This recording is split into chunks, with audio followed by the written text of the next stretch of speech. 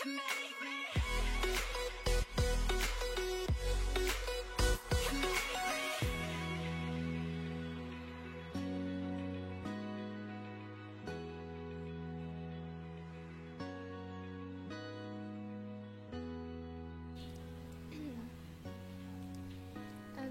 guys dan selamat kembali bersama saya host anda Nia Tarmizi di dalam Hoi Podcast. Jangan lupa subscribe channel Hoi Podcast, like and share, and boleh juga follow social media kita. Okay, actually Nia sangat-sangat nervous je sebab sebelah Nia sekarang ni kita bawakan seorang tetamu yang sangat-sangat hebat. Dia special lah kiranya. Dia seorang jejaka, putih orangnya. Dan dia bukan calon-calon orang. Dia level artis-artis gitu. So saya perkenalkan jejaka di sebelah saya. Kita bawakan saudara Hafiz Samad. Hai, Assalamualaikum. Waalaikumsalam. Kepada yang bahagia, teruskan bahagia. Kepada yang sedang menderita, teruskan menderita. Allahuakbar. Kepada yang sedang makan, teruskan makan. Terima kasih kerana menonton podcast. Kita jumpa lagi, dia akan datang. Belum lagi. Belum lagi. Sabar. Baru nak start. Okay. Hai Nia. Hai. Sihat? Sihat. Sihat hari ni Lagi-lagi bila jumpa. Alamak. Saya tadi macam, bila masa si artis Tak boleh kita up-upkan sikit. Kita okay, boleh? Okay, firstly Nia nak cakap sangat-sangat terima kasih sebab sudi luangkan masa dalam Hoi Podcast. Terima kasih juga Nia. Sama-sama. Terima kasih. Nia nervous ke tak? Sikit lah. Saya tengok sikit lah. Tapi bila tengok macam hilang nervous. Hilang nervous. Okay, teruskan Mia. Okay. Saya risau benda-benda macam ni. Okay, so untuk pengetahuan semua, saudari Hafiz bukan sahaja student daripada kos FPQS, dia juga final year. Final year tahun akhir. Okay, boleh tak saudara Hafiz terangkan atau share dengan kita punya audience tentang latar belakang lah. Latar belakang. Kok ada yang nak masuk line. Betul. Okay. Kamera ni sini, sana. Sini. Sini. Okay, Assalamualaikum semua. Hai semua. Saya Hafiz Samad. Berumur 25 tahun. Dah 2024, 25 tahun. Pelajar tahun akhir di Universiti Sains Islam Malaysia, Fakulti Pengajian Quran dan Sunnah. Nia, fakulti? Saya daripada FST. FST, tak sama fakulti. Sayangnya. Tempat saya seorang pengacara, seorang pengerusi majlis dekat USIM ni. Tapi biasa je. Biasa saja. Dan hari ni saya dekat sini. Sama dengan Nia. Boleh tak Nia nak tanya? Kan Hafiz dah lama berkecimpung dalam bidang MC and hosting ni kan. So mestilah kita kalau nak buat satu-satu bidang tu mesti kita ada idola. Betul? So kan boleh tak Hafiz share 3 idola Hafiz yang jadikan Hafiz yang sekarang ni. Okay, yang pertama Nia. Bukan. Jangan. Risau. Dia macam aku pengacara kan. Risau rasa macam tak ada apa-apa. Okay, gurau. Okay. Right. Yang ketiga. Yang ketiga, nombor 3, pengacara ataupun kira host idola lah kira. Nombor 3, Pak Nil. Wow. Datuk Azrin Ajnawawi. Yang kedua, Steve Harvey. Okay. Dia pengacara, kalau kenal dia macam kepala botak-botak tu. Kulit-kulit gelap. Dia pengacara kalau luar negara. Yang nombor 1 tak lain tak bukan Nabil Ahmad. Seriously? Wow. Saya suka Nabil Ahmad. Boleh buat kelakar juga ke? Boleh buat kelakar. Tadi banyak kelakar saya buat. Ya ke? Tak perasan pula. Ni betul. Saya suka Nabil Ahmad sebab apa tu? Saya tak tahu lah. Mungkin saya mengacara banyak influence daripada dia. Maksudnya style dia, gaya berdiri apa semua. Nampaklah gaya. Tapi bukanlah saya Nabil Ahmad kan. Maksudnya banyak influence by Nabil Ahmad. And then Steve Harvey dengan Pak Nel mungkin ada influence dekat benda-benda yang lain. Tapi itulah top 3 idola saya. Faham. Nampaklah berhasil tu. Nampaklah berhasil. Berhasil. Okey, nampak berhasil. Nampaklah kan. Nampak berhasil. Betul. Saya risau berhasil macam pertanian. Okey. Terus Maafkan saya. Okey. Okay, so setakat ini saudara Hafiz dah join apa event setakat ni, achievement Hafiz sepanjang mencemburui bidang ni? Saya risau lah. ni mencemburu. Mencemburu. Saya pun sama. Kita pun dah sama-sama salah ni. Tapi Mencemburi. Ya Allah, maafkan saya sekali lagi. Actually, saya Nia pernah jadi MC, pernah jadi host semua. Pernah kan? Time sekolah rendah lah. Time sekolah rendah Tapi suka jadi MC. Dia suka tapi gugup. Tapi macam tu lah. For me, pada awalnya it's about passion. Okay. Ada je orang yang dalam industri ni dia macam tak sengaja masuk. Tu klise tu kan. Contoh macam penyanyi tak tanya, bila awak start bercinta dengan muzik ni? Dia tanya tu kan. Tanya Dato' Awi kan. Bila Dato' Awi start bercinta dengan muzik ni? Padahal dia memang ada talent. Cuma dia masuk dalam industri tu tak sengaja. Maksudnya tiba-tiba ada orang panggil datang show ke ataupun buat persembahan ke, pergi audition ke sebagainya. Macam saya start MC ni pun tapi tak sengaja juga. Tapi disebabkan cikgu actually. Waktu form 3 dulu, form 2 dulu. Setiap kali tengah kelas ada datang seorang cikgu kaunselor. Datang dia cakap panggil Hafiz jap. Dia cakap macam tu, panggil Hafiz jap. Lepas tu dia bagi satu kertas. Dia cakap petang ni MC untuk majlis ni. Lepas habis. Macam mana boleh tiba-tiba tu? Itu yang saya macam kenapa dia panggil saya tiba-tiba dia panggil cikgu kaunselor. Lepas tu boleh kata setiap bulan ada satu. Setiap kali tu datang Fik MC untuk petang ni, Fik MC untuk petang ni. Saya cakap kenapa saya saya cakap macam tu. Saya tak tahu pun saya ada mungkin boleh mengacara dan sebagainya. Lepas tu dah lama dan saya mula dengan satu majlis. Saya jadi pengacara ni kira sampai form 5 ni. Sampai form 5 saya mula dengan satu majlis mengacara untuk majlis perasmian pecah tanah yang dihadiri oleh yang di-Pertuan Menteri Besar Negeri Sembilan. Menteri Besar Negeri Sembilan iaitu Tok Mat time tu. So waktu tu the first time saya jadi MC yang betul-betul. Yang formal lah. Yang formal. In the end, nak pendekkan cerita, last kali sekarang ni yang paling latest yang saya rasa macam alhamdulillah bersyukur, high achievement juga bagi saya. Hari tu USIM ada satu rakaman lensa IPT under RTM, lensa IPT under RTM. Saya mula-mula macam cerita dia macam ni. Macam mana time tu cuti SEM. Macam mana cerita? Macam mana cerita? Macam tu kita cuti SEM. SEM lepas kita cuti SEM. Lepas tu Serakom panggil saya, dia cakap, Fik, kita ada satu shooting lensa IPT RTM. Dia nak 2 pengacara daripada USIM. Saya cakap, masuk TV ke puan? Masuk TV. Dia cakap macam tu dengan saya. Saya cakap, puan, saya tak pernah masuk TV. Saya biasa MC dengan host je. Ni masuk TV ni. Masuk TV tangan je ke ataupun muka masuk TV sekali? Dia cakap muka-muka badan-badan awak semua masuk. Dia cakap full package full package dia bagi. Lepas tu nak jadi pendekkan cerita,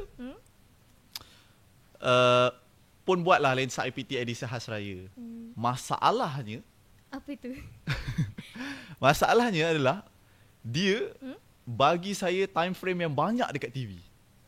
Tanpa ada audition, tanpa ada apa, tapi saya dapat masuk jadi pengacara lensa IPT untuk edisi khas Syawal. Rezeki, nak ceritanya rezeki tu. Macam semangat sangat ke saya cerita? Dia rasa telah terpegun tau. Yes. Bagi saya pun saya terkejut dan bagi saya rezeki, alhamdulillah. Alhamdulillah tu high achievement actually sekarang ni. Dapat jadi pengacara jemputan untuk lensa IPT RTM raya tahun lepas. Faham ke cerita saya?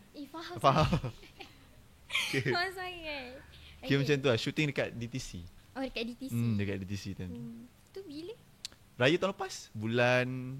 Kita raya tahun lepas. Bulan 3. Rasanya. Bulan 3 kan? Bulan 3. Raya tahun lepas bulan 3. Alhamdulillah. The high achievement now lah bagi saya. Saya dapat masuk TV. Lagi lah nak ada lagi, insya-Allah akan datang. InsyaAllah. Ni doakan. Okay. So kita teruskan. Apa tak dia nak tanya Apa sebenarnya perbezaan antara MC dengan hosting tu sendiri? MC dengan host. Yang rasa bukan Nia je yang tertanya. Audience kita pun mesti tertanya apa beza dua tu. Actually sebenarnya MC dengan host ni dia dua-dua pengacara. Okay. Maksudnya dia mengendalikan majlis. Cumanya MC ni dia mengendalikan majlis dekat rostrum. Tempat berdiri tu, rostrum, banyak kali langgar ni. Tak apa. Dekat rostrum. And then host ni dia mengacara dekat TV, social media, ataupun dia host untuk rancangan-rancangan macam Maharaja Lawak Mega. Dia lebih santai Dia lah. lebih santai, Gegar Vaganza. Macam Nabil, kita tahu dia host. Nabil Ahmad dia host. Kalau macam MC, kita tahu one of yang terkenal pembaca berita RTM, Syahril Syarafuddin. Antara pembaca berita RTM lah. Yang kira kalau saya sebut orang kenal dan orang cam. Banyak je lagi MC-MC yang lain. So basically MC ni formal, host dia tak formal. Macam Nia sekarang ni tengah hosting. Itulah beza dia. So tapi saya nak tanya saya minat yang mana? Boleh juga. Boleh juga. Boleh share dengan orang. Dia tak tanya pun saya tanya. Tak apa, full package. Saya sebenarnya kalau Nia minat yang mana? Minat motor hosting lah sebab Motor dia macam hosting. motor santai kan. Motor santai. Kalau saya minat kepada hosting juga, pengacara. Cuma bagi saya setiap host tak, kalau dia tak jadi pengerusi majlis MC pun tak apa. Maksudnya tapi orang yang jadi MC tu mostly saya rasa maksudnya kena boleh jadi host. Like that. Dapat sesuatu, like dan subscribe. Okay, so soalan kita before kita nak berehat. Macam Nia pernah join bengkel MC tau. Lepas tu lecturer yang bagi sharing time kat Matrix. Sebab ni ada dari Matrix. And then lecturer tu pernah cakap MC ni dia main character untuk control kita punya event.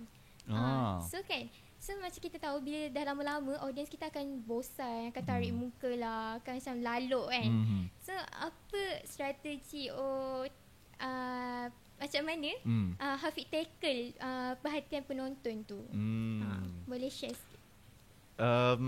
Nia tahu tak MC stand for what?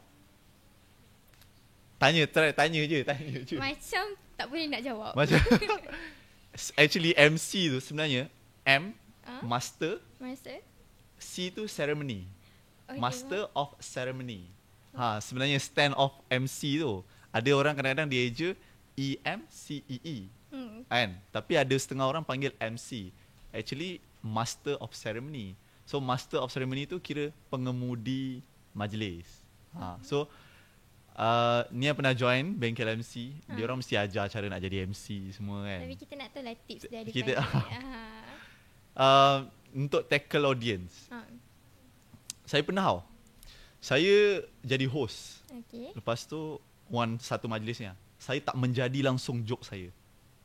So macam mana? Saya jadi host. Bila kita jadi host, kita kena ada dua skill. Satu mengacara, jangan takut. Yang kedua sekarang ni kena datang dengan package, kena buat joke.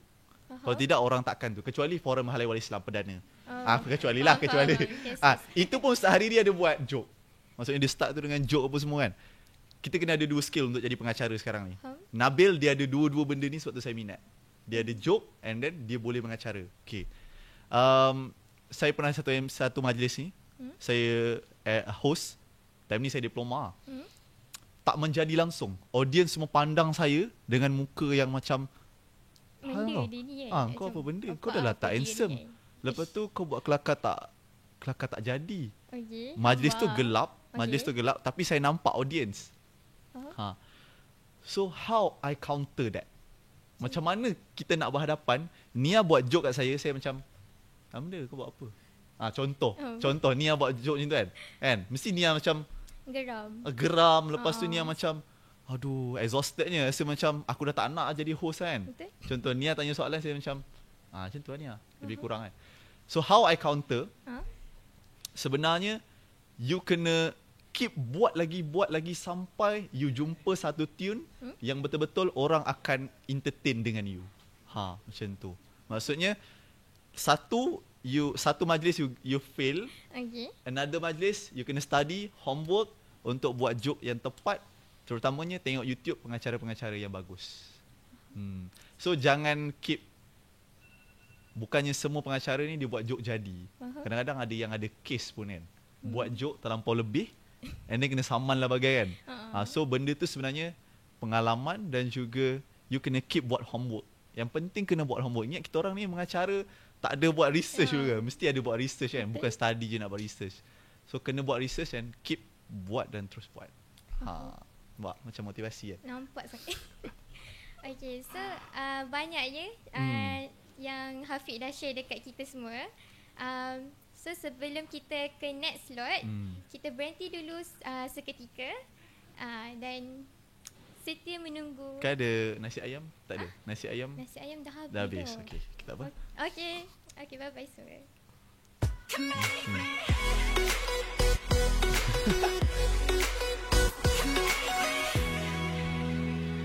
Okey. Cukup tak tu?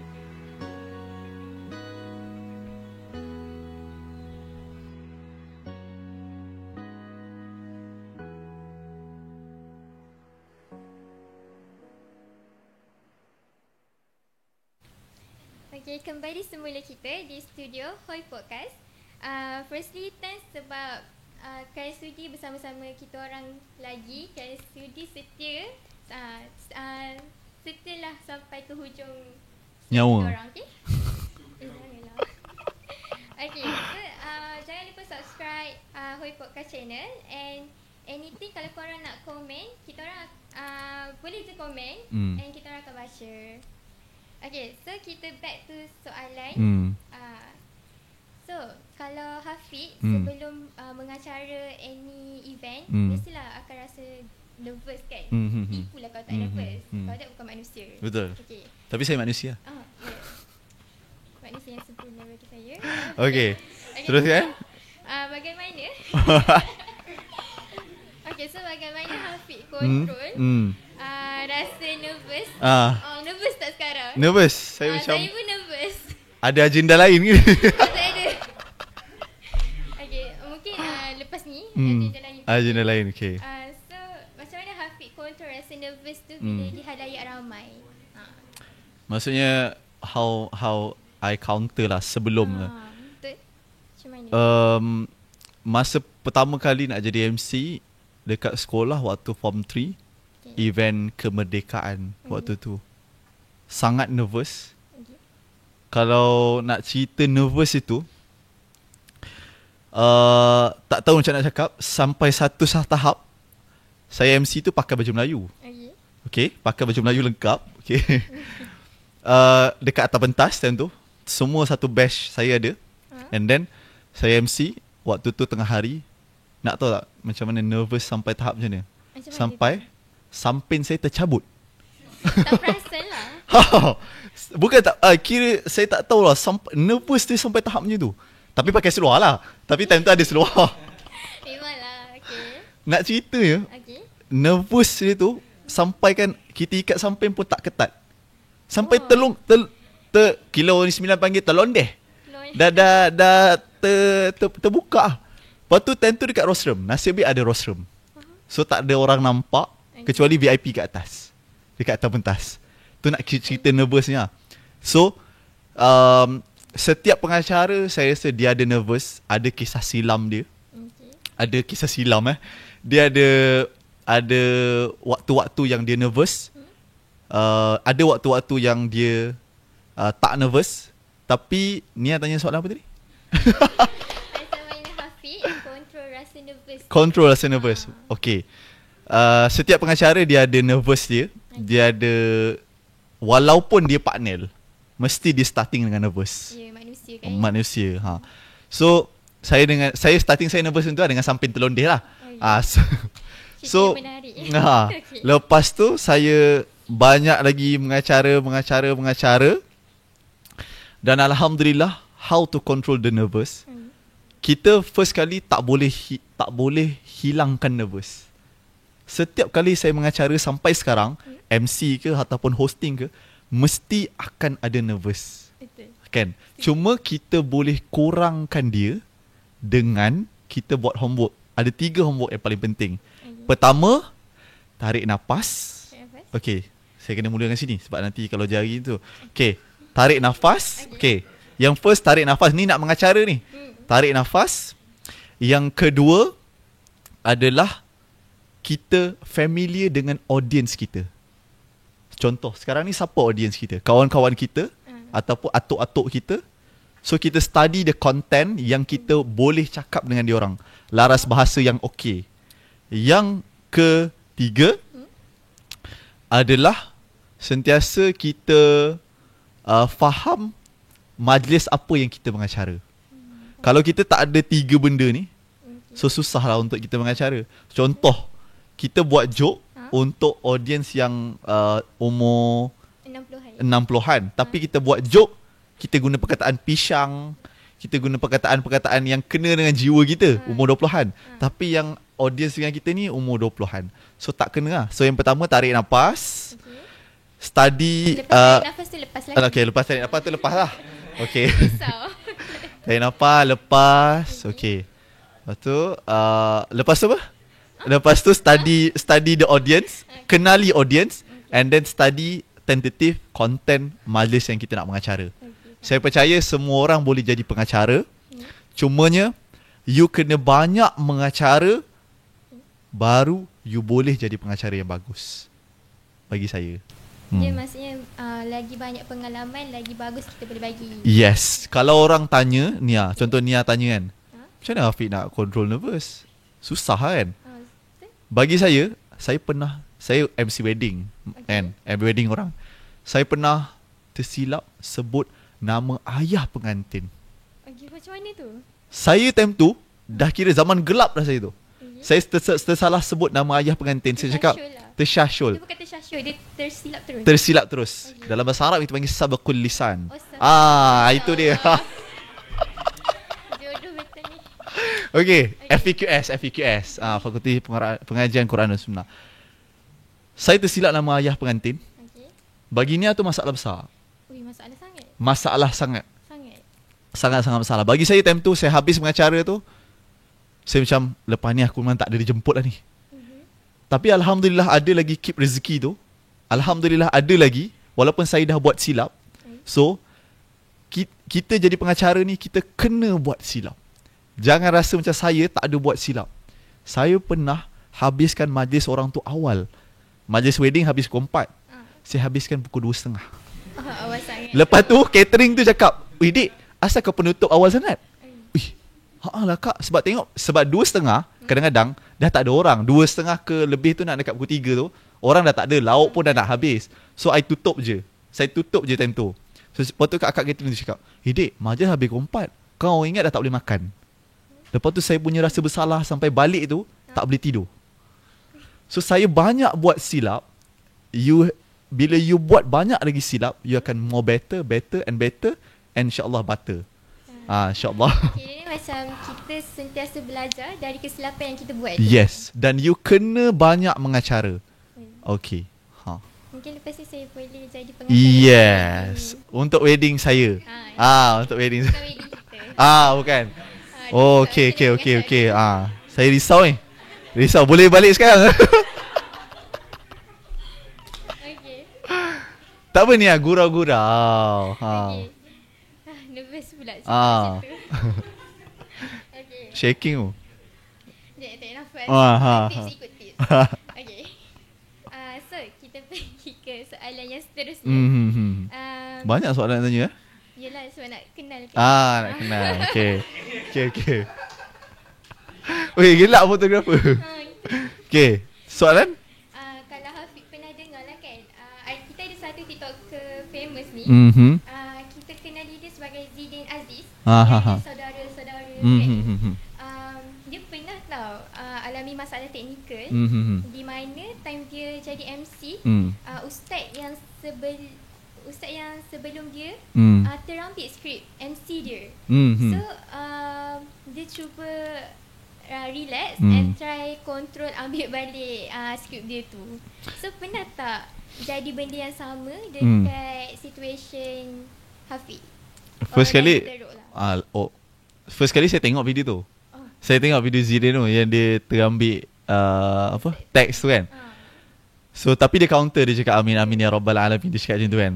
So bila jadi MC, itu one of scenario yang kira biasa jadilah untuk setiap MC. Maksudnya setiap pengacara, setiap host, tiba-tiba kita mengacara, tiba-tiba kita dah ada kat rostrum. Tiba-tiba Tiba-tiba tu banyak VIP utama tak datang. Okay. Kan? Lepas tu floor manager pula kelang kabut. Maksudnya macam dia pun macam tak tahu apa. MC pun bertambah-tambah jadi macam, alah aku tak tahu apa semua kan. Siapa nama aku nak sebut, siapa yang nak rasmikan. Kan? Waktu tu macam-macam senario sebenarnya yang kita hadap. Saya pernah ada satu majlis ni, saya mengacara. Saya tengah mengacara. Tiba-tiba kan, pembaca doa tak ada. Pembaca doa tak ada. So Hafiq ke yang jadi pembaca doa tu? Nak tahu tak kesambungan cerita dia? Okay. Tak ada pembaca doa. Okay, how? Macam mana kita nak tahu? Floor manager pula macam terangak-angak macam tu. Macam dia pegang walkie-talkie kan. Okay. Okay. So dia tak ada backup pun. Kan? So saya macam tak ada orang baca doa. Orang tu tak datang. Kita panggil dia tak datang. Macam mana nak counter majlis tu? Macam Zidane tu dia terambil je. Ustaz tu boleh bagi balik. Ini pembaca doa tak datang ni. Saya time tu macam, aku tak nak baca doa. Kan? Maksudnya teks doa ada. Tak ready lah. Yes, kita tak ready lah. Kita expect ada orang lah. So how I counter? Saya kena buat benda tu. Saya kena baca doa. And then MC ni dia ada satu skill yang you kena on the spot. Pengacara, you kena on the spot. Faham? Maksudnya you kena cepat, otak kena bergerak cepat, nak apa yang cakap kena cepat. Semua kena bertindak dengan standby. Sentiasa dalam situasi spontan. Yes. Macam mana sampai boleh terlondeh? Waktu tu kan. Macam mana nak counter benda tu? Itu pun masalah juga kan. Yes, masalah. Sangat masalah. Sebab tu pakaian kita bila tu kan. So waktu tu kita kena cepat bergerak, and then kita kena pastikan audience kita tak ada gap. Contoh saya mengacara. Lepas tu ada satu gap ni, VIP datang naik atas lambat ke, ataupun majlis tersenyap sekejap ke, tu sebenarnya kegagalan bagi seorang MC. Bila majlis tersenyap kejap. So bagi seorang MC, you kena entertain orang, you kena buat orang gelak, you kena buat orang fokus dekat you. So itulah dia antara momen-momen jadi MC. Padahal tak banyak apa momen kan. Momen jadi MC yang tak best tapi pengalaman. So kita belajar lah. Kita belajar. Okay. So sangat menarik. Sangat menarik. Okay. Saya dah tahu ayat tu memang sangat menarik. Okay. Maaf lah sebab kat kepala otak ni menarik. Okay, faham. Okay, so boleh tak Hafiq share untuk last soalan kita. Hafiq share apa nasihat untuk para newbie, tentang ada yang antara audience kita ni nak try boleh? bidang MC ni. Saya ada satu rahsia. Apa tu? Saya ada satu rahsia. Saya tak pernah bagi tahu sesiapa. Okay, boleh share lah ni. Ini rahsia tentang Usim lah. Okay. 2020 sampai 2022 saya online dekat rumah. Sama dengan Abang Hadi kita. Kita orang bash online. Ke Nia pun bash online? Saya baru first year. Baru first year, okay. Saya bash online 2 tahun saya kat rumah. Okay. Saya tak dikenali pun dekat Usim. Okay. Walaupun dekat kuis, saya dulu diploma kat kuis Bandar Seri Putra. Lepas tu saya tak dikenali pun tentang seorang MC. Bila saya masuk Usim, macam mana saya nak create nama saya sebagai seorang pengacara dan juga MC. So ni rahsia dia. Saya masuk 2022 hujung. Sufa kita, sukan antara fakulti, kan ada majlis opening ceremony. Masa 2022 tu saya jadi pengacara untuk majlis opening ceremony. Rahsia dia adalah, daripada tadi rahsia kan? Rahsia dia adalah, kan saya tak dikenali. Macam mana saya nak dapat slot saya nak jadi pengacara untuk Sufa? Macam mana tu? Saya yang pergi contact Exco Sukan MPP time tu. Saya cakap dengan dia, saya nak jadi pengacara untuk Sufa. Dengan berani saya cakap macam tu. Bagi saya Sufa adalah majlis terbesar, betul tak? Dari kalangan Muslim. Memang semua orang datang. Lelaki, perempuan, semua. Kira staff-staff pun datang kan. Saya cakap dengan dia, saya nak jadi pengacara untuk Sufa opening ceremony. Saya cakap macam tu. Saya cakap, saya tiba-tiba offer diri je kan. Lepas tu, dia cakap okey. Saya pun terkejut, dia okeykan saya. Dia tak kenal pun saya, esko sukan dia tu. And the staff okay, and then saya jadi pengacara 3 orang dengan ada lagi 2 orang kawan saya. So bagi nasihat saya untuk orang, you nobody. Okay, dekat USIM you nobody, you kena offer diri you, you kena make the exposure.